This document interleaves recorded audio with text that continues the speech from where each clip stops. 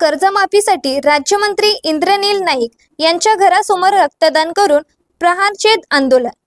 विधानसभेच्या निवडणुकीच्या वेळेस मूर्तिजापूर येथील निवडणूक प्रचार सभेदरम्यान मुख्यमंत्री देवेंद्र फडणवीस यांनी महायुतीच्या सत्ता असल्यास शेतकऱ्यांचा सातबारा कोरा करून असे आश्वासन दिले होते। महाराष्ट्रात महायुतीची सत्ता घेऊन अनेक महिने उलटूनही अद्यापही कर्जमाफीची घोषणा महायुती सरकारकडून करण्यात आली नाही।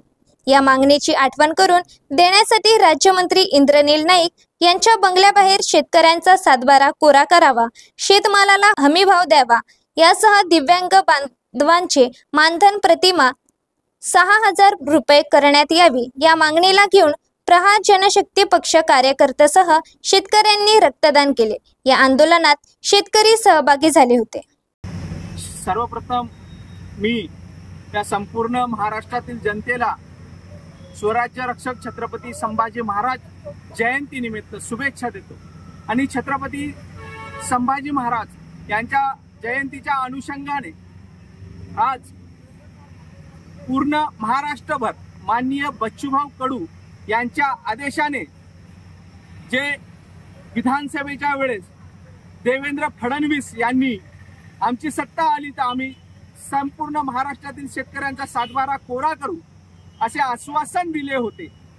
ते खोटे आश्वासन देऊन आज सत्तेत आले, त्यांना सदर आश्वासनाचा विसर पडलेला।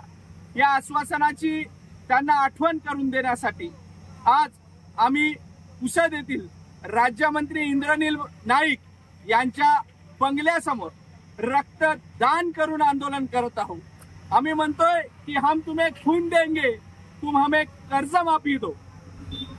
यासाठी आज आम्ही या ठिकाणी रक्तदान करून आंदोलन करत आहोत। दिव्यांगांना प्रति 6000 रुपये मंथली मानधन मिळावं, शेतीमालाला भाव मिळावा आणि आपण दिलेलं आश्वासन हे तात्काळ पूर्ण करावं या मागणीला घेऊन आज इथे रक्तदान शिबिर होत आहे। जे स्वर्गीय वसंतरावजी नाईक यांनी जो हरित क्रांतीचा संदेश दिला होता, महाराष्ट्रभर हरित क्रांती घडून आणली होती, ज्यांना हरित क्रांतीचे जनक म्हणतात, अशा वारसा असणारे राज्यमंत्री इंद्रनील भाऊ यांनी तात्काळ आपल्या शेतकरी बांधवांकडे लक्ष देऊन आपले उपमुख्यमंत्री अजितदादा पवार, दुसरे उपमुख्यमंत्री एकनाथभाई शिंदे आणि या राज्याचे मुख्यमंत्री देवेंद्र फडणवीस यांच्याजवळ तात्काळ कर्जमाफीची मागणी करावी, अन्यथा या शेतकऱ्यांसाठी आपण आपल्या पदाचा राजीनामा द्यावा ही मागणी करतो।